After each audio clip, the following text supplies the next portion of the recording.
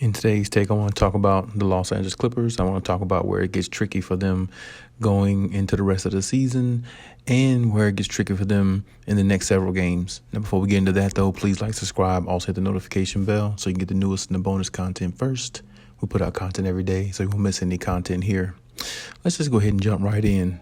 So tonight for the Clippers, they play the Sacramento Kings, and when you look at their schedule going forward, they play the Kings twice, they play the Lakers, and then they play the Trailblazers and the Celtics. Now, of course, the schedule that I just told you about, the reason why I say it's this where it gets dicey for them, because they're going to have to not only find a way to at least go 3-2 in this next 5 games for them, but they're going to have to find a way to get some consistency on offense and defense. Both ends of the floor are going to have to be predicated very highly for them. These last couple games, it's really been up and down for them. It's been a roller coaster season so far, but I mean, you have to give them credit. They've maintained fairly well. They're in the 6th seed, and they do have a lot of injuries, COVID issues, and health issues in regards to the best players on the team, other players on the team. They've been going through a lot, so you have to give them credit for maintaining and how far they've gotten so far and maintain the 6th seed.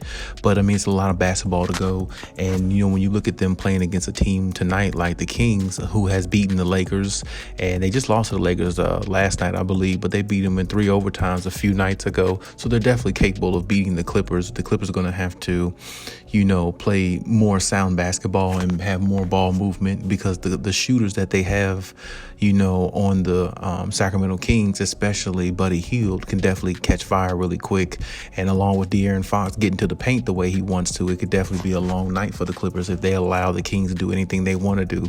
And now that Marvin Bagley is inserted back into the lineup, or somewhat in the lineup, he's definitely a weapon for them as well, which I thought he was before, and I never really understood why he got in the doghouse for Luke Walton with that team. But I mean, hey, that's another story for another day. But the Clippers are going to have to definitely watch themselves now in regards to how they play, because now they're starting to play teams down the stretch where not only these teams are going to give them a good run in the game, but these teams don't fear them. The 7-game winning streak the Clippers had was almost a fluke to a degree, because it made them feel like they were better than what they were. And now these last several games, the Clippers have been knocked back down to reality. You've lost to the Pelicans twice.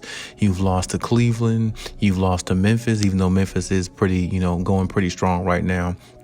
But that's still definitely a team the Clippers can beat.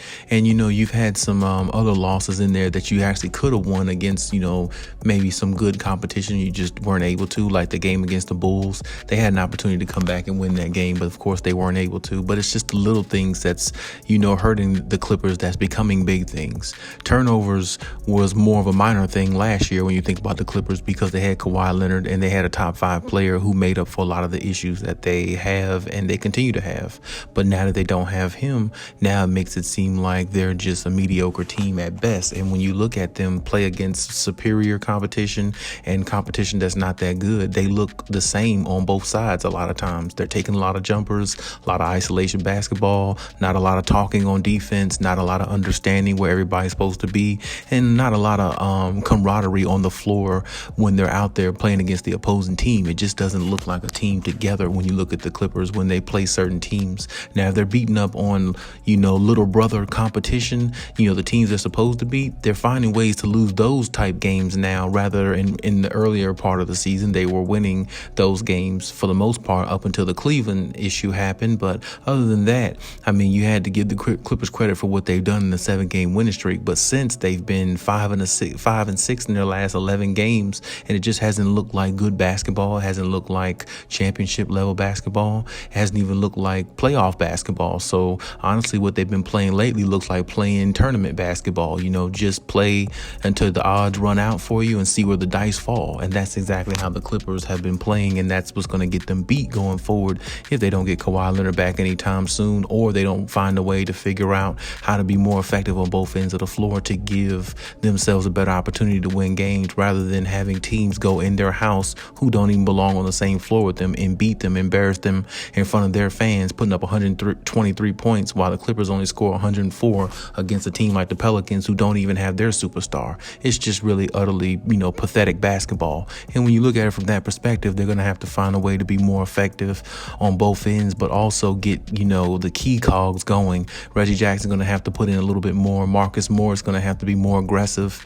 Like I said, too many jumpers for me. I'd rather see more attack to the basket and more fearlessness going towards the rim, and not being afraid of the moment to, go in there and draw fouls and put the opposing team, in the penalty, and help yourself in regards to getting extra points, getting extra possessions, and, allowing the other team not to get as many possessions as you're having, so you can, find yourself as the victor in the game at the end. Because when you put yourself in the mind state of attack mode, a lot of times those are the type teams that win when you're in attack mode, and when you have the mentality of, I'm going to the paint, I'm going to will my team to victory, and we're going to let this team know we're respected from the perimeter, and we're respected in the paint as well, because we're attacking them from all different angles. That's what makes a team really good. That's what makes a team a playoff caliber championship type team that has that mentality. Right now, the Clippers don't have it, but they need to find a way to acquire it, because if they don't,